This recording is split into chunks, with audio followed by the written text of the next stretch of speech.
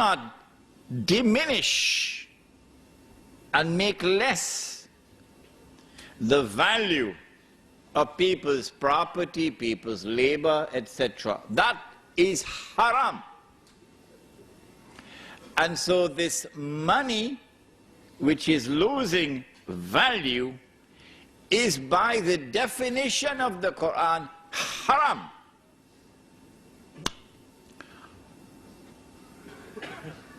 But we were asleep. Let me conclude myself in it so nobody will be angry with me. We were all asleep. And we didn't recognize that we were being taken for a ride. But had it been an African American, you must have heard his name, a man named Malcolm X. Oh, he used to see with two eyes. Oh, yes. Had it been Malcolm, Malcolm would have asked, who took my money? And how did they take it? And then it would have become clear that my loss was somebody else's gain. Let me repeat that. When my money could no longer buy a camel, it could only buy a donkey. The value of my labor has been diminished by half. My loss was somebody else's gain. 5 years later, when I take it out, can't buy a donkey anymore. Can only buy a goat now. And so my 1 month has now been diminished to 1 week. If this keeps on going on, I'm going to be enslaved. A new slavery will come upon the world if this keeps on going on like this. Surely it was time for the Ummah of Muhammad alayhi salatu wasalam to stop fighting amongst themselves over popcorn. Because that's what they're doing. Fighting over popcorn. While this massive betrayal of Islam is taking place, and we are blissfully ignorant of it. That's the price we pay when we only have scholarship but no nur. 5 years later, when you take out that money, can't buy a goat anymore. You only buy chicken and chips. That's where Indonesia is now. That is where Indonesia is now, chicken and chips. That's where Turkey is now, chicken and chips. Yes. And still we're fighting over popcorn. If you're 17 years of age tonight, son and daughter, this lecture is for you. They've been fighting over popcorn while the slavery has come upon us. The Indonesian rupiah is now trading at about 10 to 11,000 rupiah to $1 US. And you'd want to know, well, why is the relationship, the value of the money always linked to the US dollar? We'll explain to you that tonight. When the Indonesian rupiah collapsed 3 years ago, dramatically, there was nothing wrong with the Indonesian economy. The International Monetary Fund or the World Bank just 2 or 3 months earlier had given a clean bill of health to the Indonesian economy. Nothing significant had changed in that economy when George Soros and company attacked. And the banking centers around Indonesia attacked.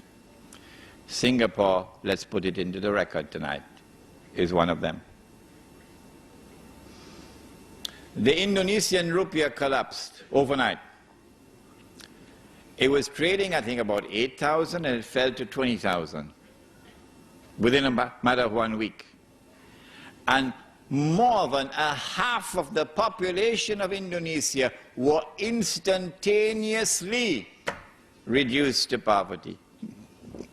There is such massive poverty in Indonesia today that the country is riddled with violence.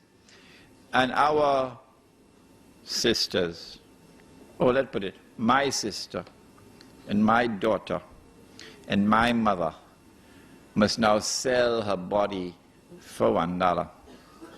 It's very cheap now, $1. Yeah, it's happening while those fellows are fighting over popcorn. What about Turkey? It's not by accident that Indonesia was attacked.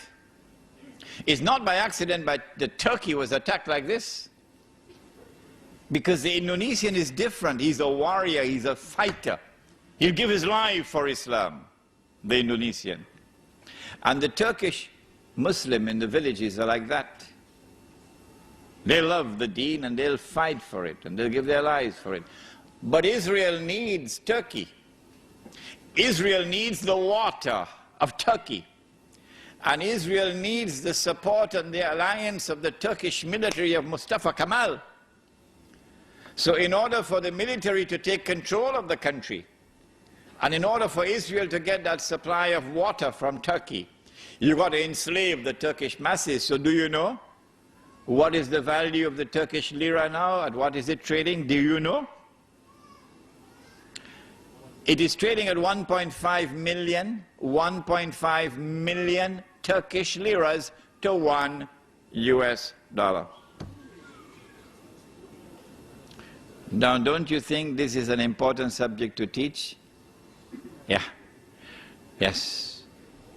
And there are those who now will have to teach this subject after I leave Australia. Yeah. 5 years later, we take out the money, can't buy chicken and chips anymore. No? You don't believe me? It's coming. It's coming, it's around the corner. You can't buy chicken and chips with it anymore. You can use it as wallpaper. The collapse of the international monetary system based on paper money with no intrinsic value, that collapse is around the corner. How do I know that? Not only because I was blessed with the opportunity to study international monetary economics at the Graduate Institute of International Studies in Geneva, Switzerland. I know that because of something else. I know it because of the Quran and the Hadith, that the collapse of the international monetary system is around the corner. When it all collapses, and we'll come back to this, what will be money? What are you going to have as money? When the Australian dollar collapses, and of course if you had any Australian dollars underneath your pillow, hidden away, you can use it as wallpaper. Yeah. What is going to be money after that?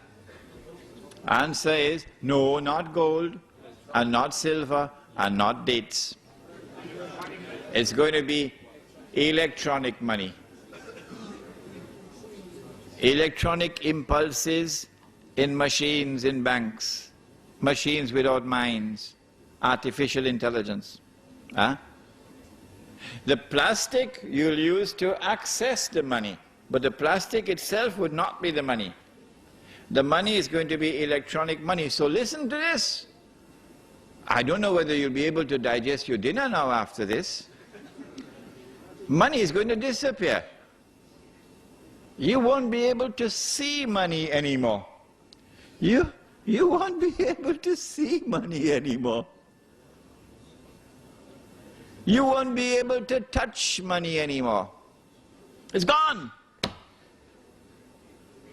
Electronic impulses in mindless machines in banks. We're not concerned with who owns the banks. We're concerned with who controls the banking system around the world.